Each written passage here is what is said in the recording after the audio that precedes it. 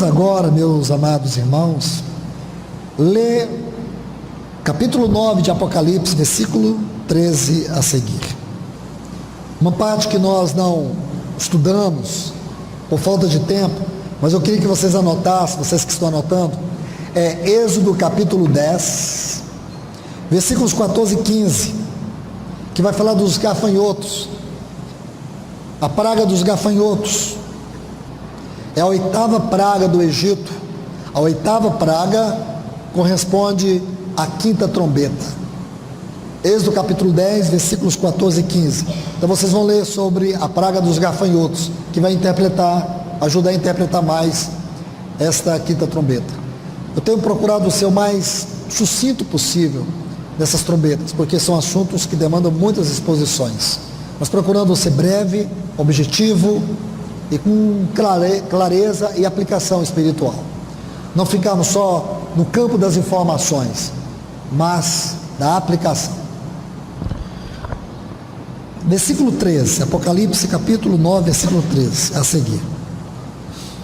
O 6º anjo tocou a trombeta, e ouvi uma voz que saía dos 4 chifres do altar de ouro que está diante de Deus, dizendo a esse anjo: solta os 4 anjos que estão atados junto ao grande rio Eufrates. Preste atenção aqui, junto ao rio Eufrates. Essa região é importante. E foram soltos 4 anjos que estavam preparados para hora, dia, mês e ano, para matar a 1/3 parte dos homens. O número dos exércitos dos cavaleiros era de 200 milhões. E eu ouvi seu número. Assim vi os cavalos e seus cavaleiros, quais tinham couraça de cor de fogo, jacinto e enxofre. As cabeças dos cavalos eram como cabeças de leões. Suas bocas saiu fogo, fumaça e enxofre. Por essas 3 pragas, fogo, jacinto e enxofre, claro, pelo fogo, fumaça e pelo enxofre que saíam de suas bocas, pois o poder dos cavalos está em sua boca, em suas caudas, porque suas caudas são semelhantes a serpentes, pois têm cabeças e com elas causam dano.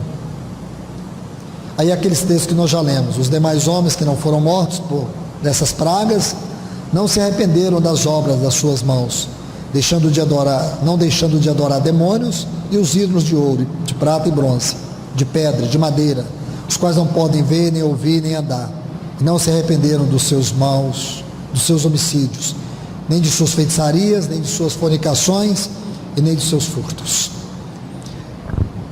Esta trombeta, ela tem 2 fases. É muito importante nós nos depararmos aqui, porque a primeira parte está aqui, e depois lá nas taças vai ter a segunda parte do Armagedon. Aqui vai acontecer o Armagedon, a 3ª grande guerra mundial. Importante você saber isso. A 3ª grande guerra mundial.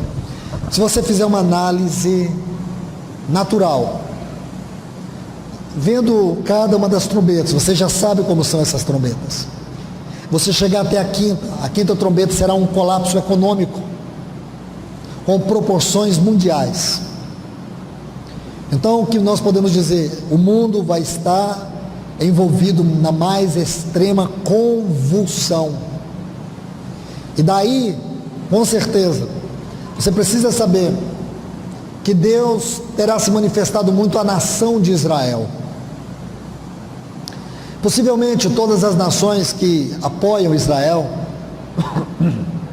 desculpem-me, de alguma forma essas nações também receberão favores, graças, benevolências da parte de Deus, com certeza.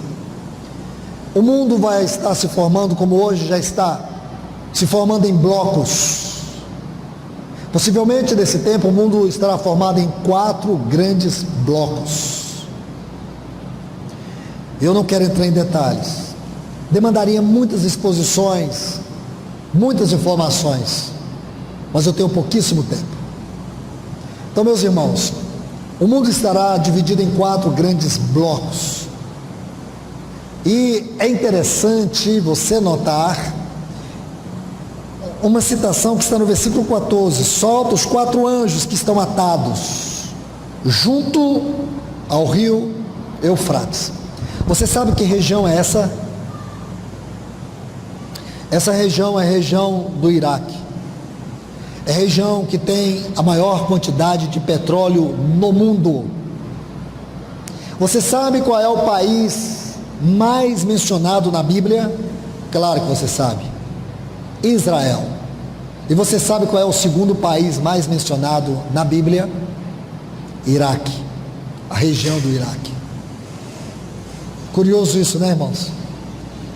Agora deu uma pausa, mas até poucos dias atrás, até pouco tempo atrás, era o país mais mencionado nos noticiários. Agora deu uma pausa, mas até 5, 6 anos atrás, e por 10 anos seguidos, depois dos Estados Unidos, o Iraque era mais mencionado do que o Japão, 100 vezes mais mencionado do que a Suíça, 15 vezes mais do que a Inglaterra, só para você ter uma ideia. Sempre nos noticiários estava o Iraque. Se você agora recebesse a escritura de uma casa no Iraque, você iria passar suas férias lá? Com certeza não. E por quê? Nós nunca pensamos, irmãos, por que dá tanta ênfase a esse país devastado, destruído? Porque durante mais de 20 anos, as grandes potências do mundo concentraram ali suas forças, fizeram de tudo para destruir aquele país e para dominá-lo, para estabelecer um governo segundo os padrões europeus e americanos. A gente não faz perguntas. Então eu tenho informações aqui que eu não vou passar para vocês para não perdermos tanto tempo, mas se você for no Google, estuda sobre o petróleo do Iraque, estuda sobre o que está por detrás daquela terra, estuda porque ela é tão importante do ponto de vista geográfico no contexto do Oriente. Estuda, talvez você vai ficar surpreso, porque ela é mencionada tanto na Bíblia, e porque aqui diz que existem 4 anjos que estão amarrados lá, e eles vão ser soltos. É claro que isso é profético, irmãos. Pode ser que não sejam anjos no sentido literal da palavra, mas pode ser que existam 4 mensagens, porque a palavra anjo é genérico e mostra muito mais o caráter do mensageiro do que a natureza do ser. Tem muito mais a ver com o caráter do que com a natureza. Então muito cuidado com a interpretação da palavra anjo no livro de Apocalipse. Ao anjo da igreja em Éfeso, você acredita que cada igreja tem um anjo? Você pode dizer assim: acredita, a Bíblia diz. Não, irmão, não tem, porque a palavra anjo ali é genérico também, mostra, não é a natureza do ser, mas o caráter da mensagem, certo? Então vamos tomar muito cuidado com isso. Solta 4 anjos, então com certeza pode ser referência a espíritos malignos que pela soberana vontade de Deus não vão fazer o que querem fazer até que Deus ordene que seja feito. E Deus vai, sim, Ele vai, a partir dessa região, começar uma grande batalha.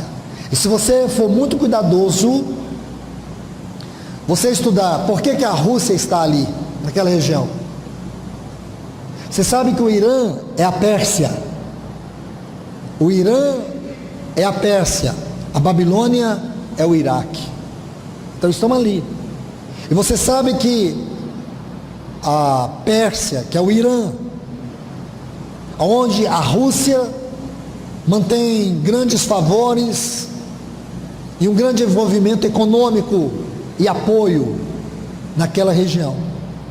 Os Estados Unidos está do outro lado da fronteira, dando todo o apoio ao Iraque. Começa a perceber, começa a traçar uma linha, ou linhas. Agora você percebe que a China tem um poderio hoje para dominar o mundo. O objetivo dos chineses é dominar o mundo. Possivelmente essas guerras, elas vão começar na esfera econômica.